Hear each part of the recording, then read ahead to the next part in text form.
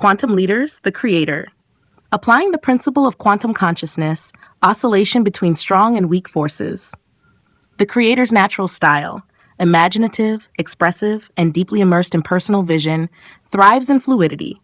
They channel originality, evoke emotion, and transform ideas into meaningful forms. Yet their creative process is not linear, it is oscillatory. Through the principle of quantum oscillation between strong and weak forces, the creator gains mastery not by staying in perpetual flow, but by learning to alternate between bold expression and quiet receptivity, structure and surrender, solitude and sharing. Their artistry matures when they move with rhythm, creating not just from inspiration, but from intelligent modulation. With a motivation direction of towards, the creator is driven to manifest inner vision.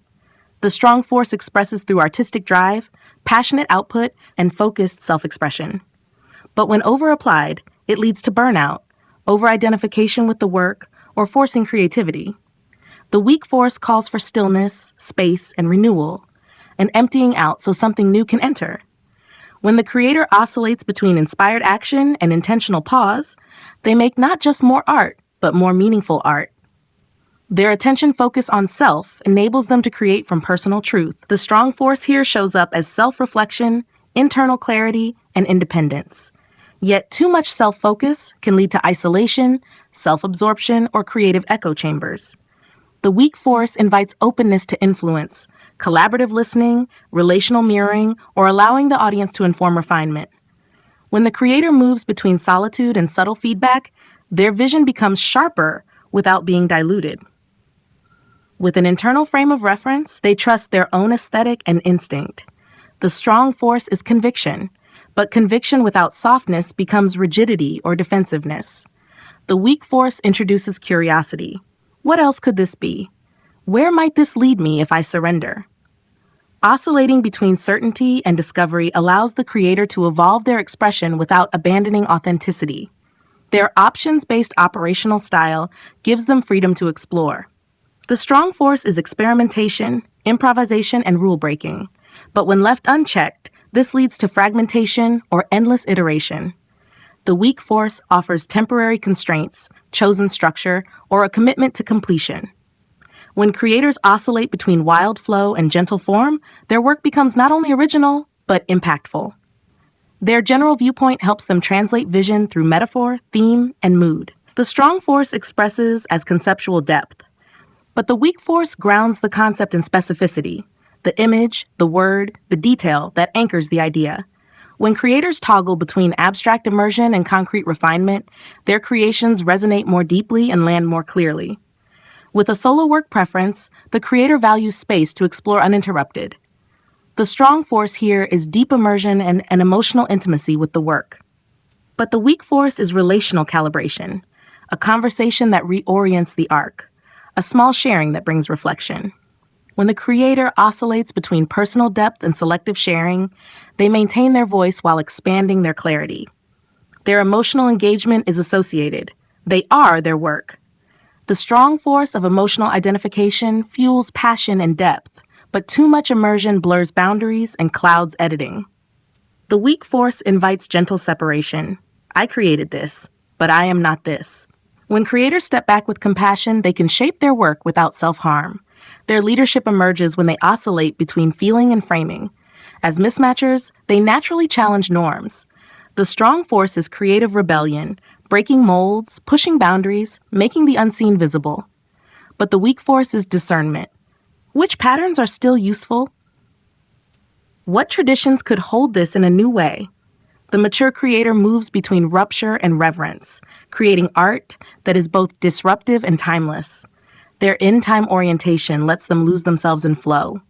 The strong force here is presence, play, immersion, but the weak force brings perspective, stepping out to see the arc, the audience, the evolution.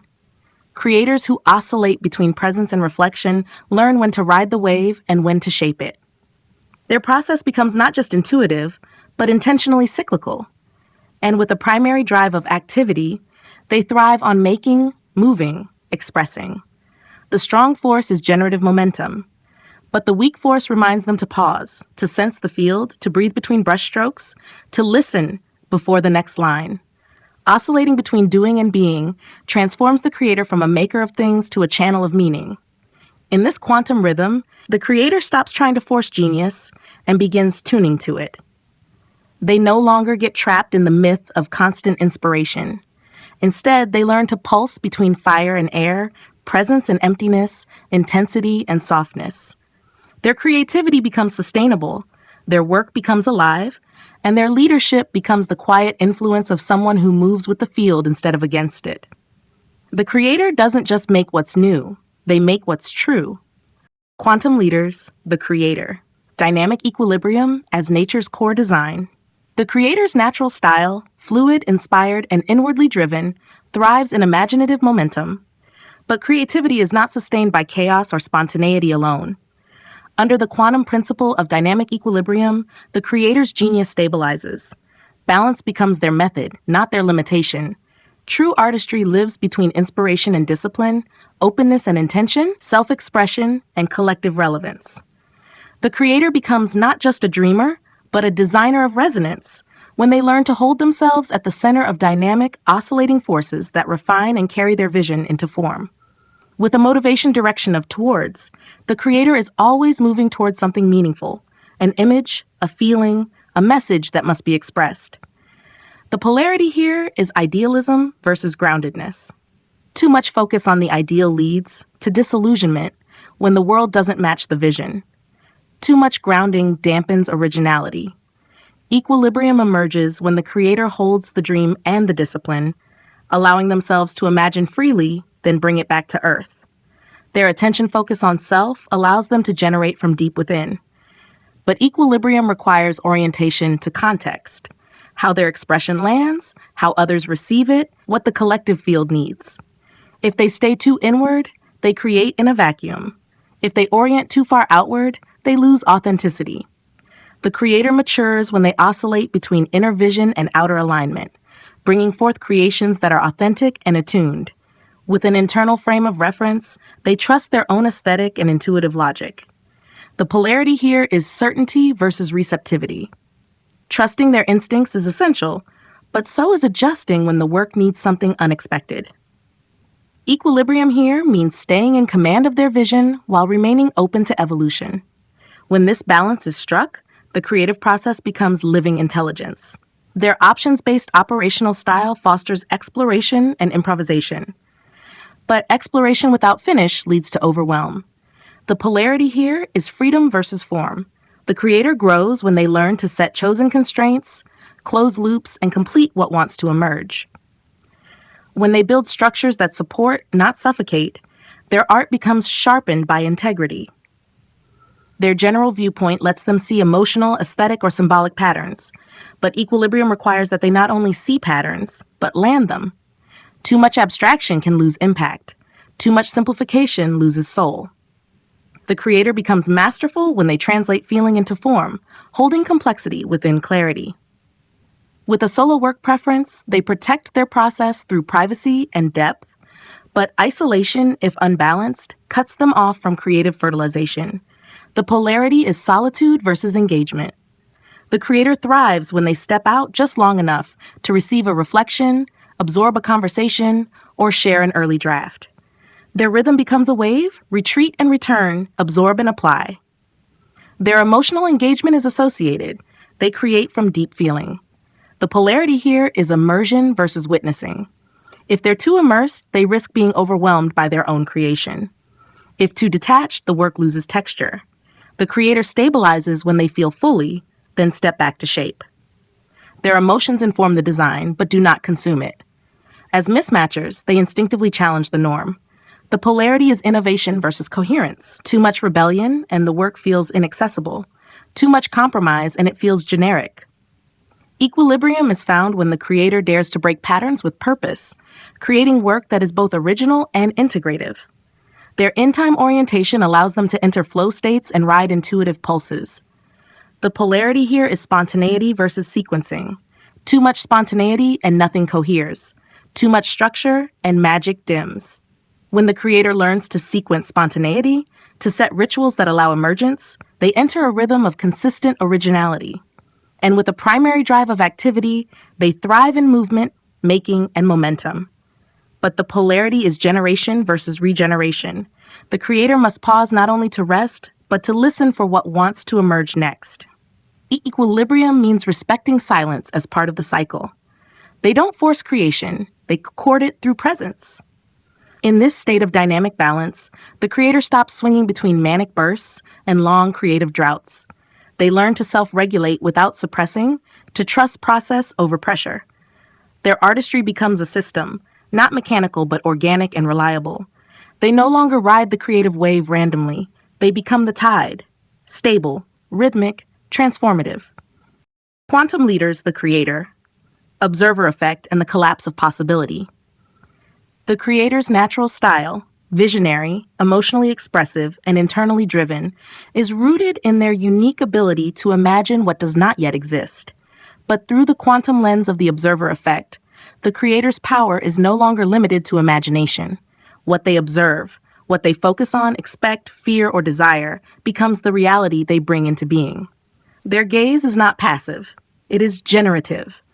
The moment they fix their attention on an idea, mood, or possibility, they begin collapsing potential into form. Their work is not merely produced, it is caused by consciousness. With a motivation direction of towards, the creator moves toward beauty, meaning, or emotional truth. But when they observe their creative path as blocked, misunderstood, or not ready, they collapse its emergence.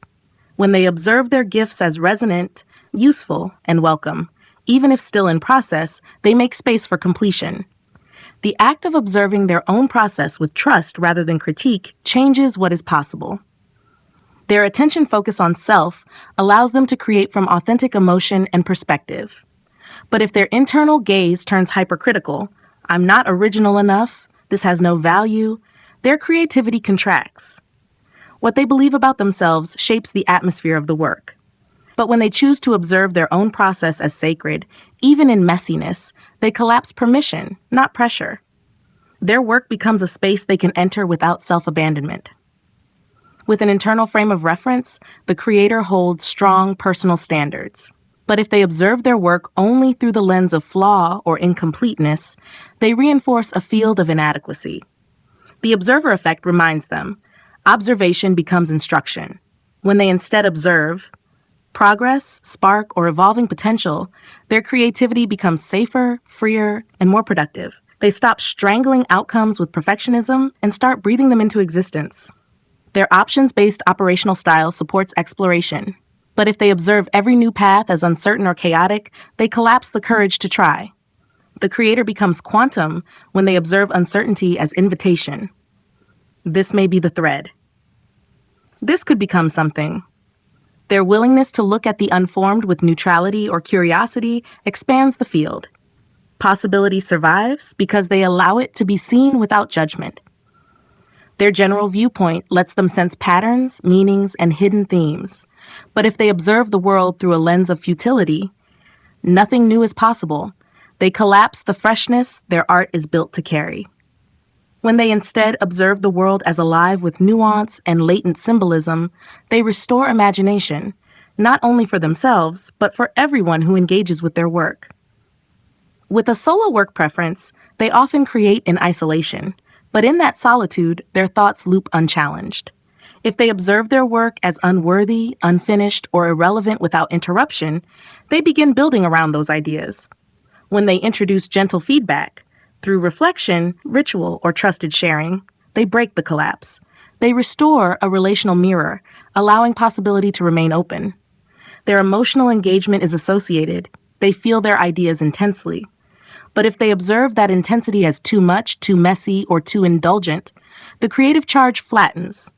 When they observe their emotion as valid data, creative current flows again. Their feelings are not flaws, they're guides. The way they hold their emotion informs whether it becomes art or entropy. As mismatchers, they are drawn to break molds. But if they constantly observe systems as oppressive or creativity as a battle, they collapse resistance into their own process. When they observe the world as bendable, as improvable, as subtly responsive to originality, they stop resisting and start shaping. Their observation becomes design. not defense. Their in-time orientation keeps them immersed in the present moment. But if they become entangled in fleeting moods or temporary resistance, they collapse long-term trajectory. When they observe their present state as just a moment in a longer arc, they unhook from urgency. A difficult day is no longer a failed project. It's a breath in the process. Their awareness of timing as fluid preserves momentum. And with a primary drive of activity, they are compelled to create. But if they observe activity as their only proof of worth, they collapse into burnout. When they shift to observing their stillness, rest, or daydreaming as part of the creation, they allow breath to become fertile. They stop making in panic and start making in presence. In this quantum view, the creator's greatest medium is not paint, word, or sound. It is attention. What they gaze at gains coherence. What they question too long destabilizes. What they believe about themselves becomes the tone of the work. Their artistry is not just aesthetic, it is ontological. They don't merely shape the world by creating, they shape it by how they see what they're creating before it exists. Their greatest masterpiece may be their consciousness itself.